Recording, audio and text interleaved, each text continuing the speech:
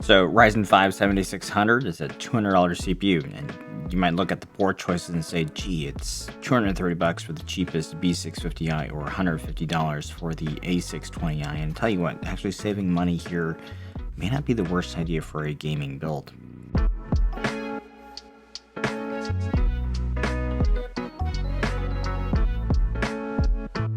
Welcome to Machines More. So a while back I did a brief survey of the Ryzen 7000 ITX motherboards available at the time. Those were B650, B650E, and X670E ITX boards. This round about $150 US board, the Gigabyte A620i, actually was just coming out at the time. And it's a lot cheaper. Cheap is relative, of course, because the Ryzen 7000 boards are just plain pricey in general. So to test out this board, I did build it into the Fractal Terra, which we'll have a build video soon that'll be dropping shortly. But big thanks to Fractal for sending by a silver one of these cases for us to check out. And I gotta say, it is a beautiful looking case here. So first off, this Gigabyte A620i, it's a pretty bare bones board. You got 5+2+1 power stages. That's very few, but for the A620 chipset, it doesn't necessarily need to be that robust anyway, because A620 boards are mandated by AMD to an 88 watt PPT limit. That's likely because AMD's expectation is that A620 boards are going to be budget boards, which typically have weak sauce power delivery, and they don't want to push the limits of the board there. So long story short, even if you stick a 7900X in here, it'll only run at 88 watts PPT. So actually none of the 7000X CPUs will make too much economical sense with this board, although they will work to some extent. But we'll be doing the test with the non-X7600, which is a 65 watt TDP part. So unless you overclock it, it will run at most 88 watts. So it's a very reasonable CPU for this board and this type of build. Now you could run that CPU with the stock cooler. You could liquid cool it, but for this level of power draw, actually a small upgrade to a more capable top-down cooler, that's typically all you need to get all you can at stock out of this chip, and you just need to keep it from thermal throttle. Here, ID Cooling's IS55 will do the job wonderfully in the Terra. I've also installed a 120mm case fan at the bottom here. This is EK's Quantum Impulse. You got a white Linley SP750 watts SFX power supply.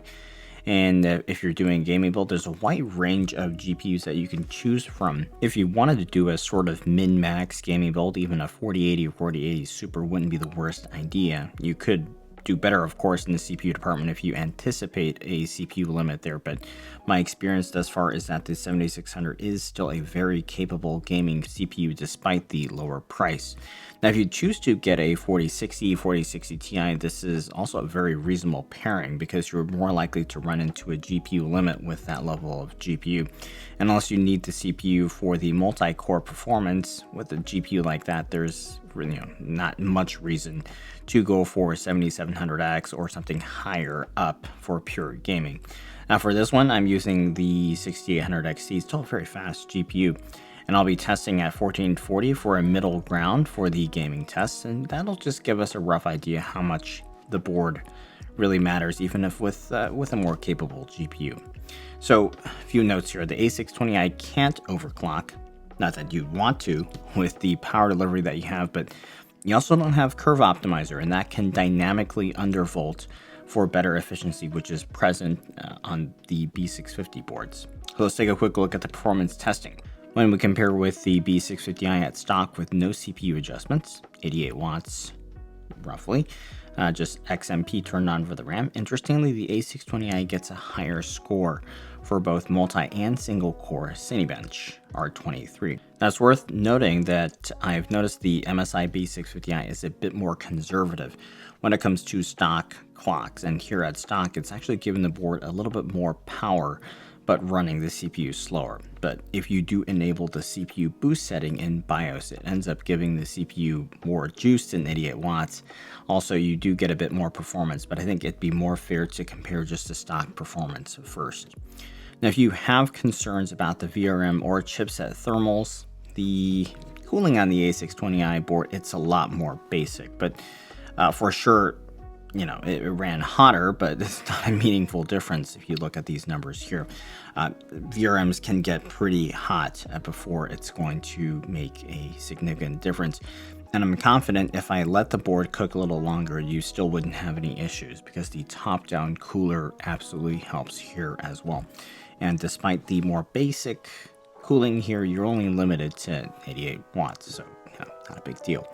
Another thing to note is that you need to make sure that you're able to enable XMP or Expo for your DDR5 kit.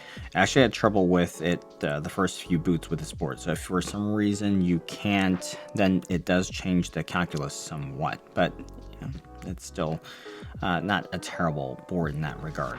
Moving on, for a multi-core process in Blender, the slightly higher clocks here result in an 8-second delta, so it's actually quite impressive. A few 1440p gaming tests. I wanted to start with Far Cry 6 because I've noticed that's typically a more CPU-dependent title. Here, the A620i performs quite well. Here, the CPU with both boards will boost to 5150 MHz on a single core, but interestingly, here the A620 gets the better result. A more GPU-limited title like Red Dead 2 results in practically no difference between the boards. That's typically what we would expect here. And an RTS title like AoE 4 is one where the B650 actually runs a little bit faster, but these results are still very close. Alright, so at stock settings, the A620i is actually quite good. And remember, one of the limitations though is no curve optimizer or PBO tuning, so we have to test that, right? With the B650 running a -50 offset for the CPU, which is actually quite heavy, but this one can do it, and a max extra boost of 200 megahertz, will set a manual 88 watt power limit. The multi-core process should improve significantly, and taking the Blender render as an example, the impact is fairly significant, and you see higher Cinebench R23 scores as well. For gaming though, it really depends, because for Far Cry 6, well, you might think there's a difference. I saw practically no change. Red Dead 2, not surprisingly, not too much of a difference. AoE 4, it does get a boost of a few FPS, but realistically, the curve optimizer is going to matter more for the thermals or for multi-threaded processes. So the main discussion point here, and I was pleasantly surprised, stock performance with the 7600 and the A620i is not meaningfully different compared to a stock B650i board. Or where you will lose out is the ability to fine tune and push the CPU, which it's actually never guaranteed how much you can do that, since that depends on the silicon quality as well. But now let's talk some things that you probably will see a difference. So first off, this is a much cheaper board, and I don't mean just the price, it just feels very basic. Like you got minimal board heat sinks, got a separate rear I/O shield, the audio codec, it's an unspecified Realtek one.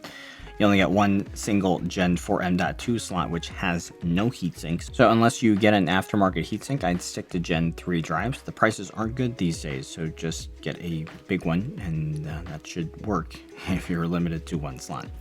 So one thing though is my M.2 did not work initially with the out-of-the-box F3 BIOS. I had to update it right away for it to recognize the drive. And then it recognized it, but I had serious flashbacks to the Gigabyte Z690i that I tested a few years back when it first came out, because the same thing happened there, and it was a mess, right?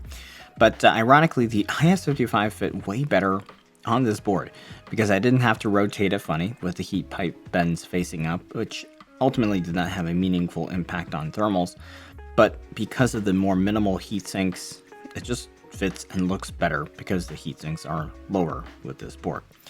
You do get a really minimal set of USB ports. One of them is actually a USB 1 port, but the other ones are not terrible for a gaming setup. I mean, you could run a mouse and a keyboard on the 2.0 ports, and you still have some high-speed ports, 2 of them, and a C port for drives or something like that.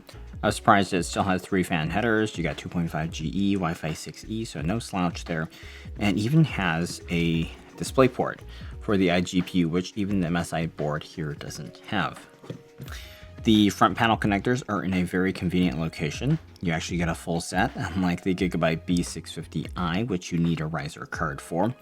And these are normal full-size fan headers. You don't need dongles. They are in random locations, but you don't you need a dongle for them like some of them on the Gigabyte B650i. So picking up this board and looking at the features, my impression is it definitely feels cheaper, but in terms of the functionality for a basic gaming build, that difference is probably not worth paying $110 or $120, whatever the difference is between these two boards. So the conclusion here, if you're doing a budget ITX build with a non-X CPU like the 7600, and you can live with a more minimal USB, the Gigabyte A620i is actually not a bad board to go for. Now the performance, it's on par with B650i board when you compare stock CPU settings. Caveat though, if you're new to setting up a new build, I'd recommend getting some help because you very likely will have to update your BIOS right away and know how to set XMP, but I think the savings are meaningful. You can spend the difference on a nicer card or nicer case like the Terra, and you might actually notice the difference a lot more there. So hope that was helpful. If so, please give a like and make sure you're subscribed. Links for the board in the comments down below. Thanks for watching and happy building.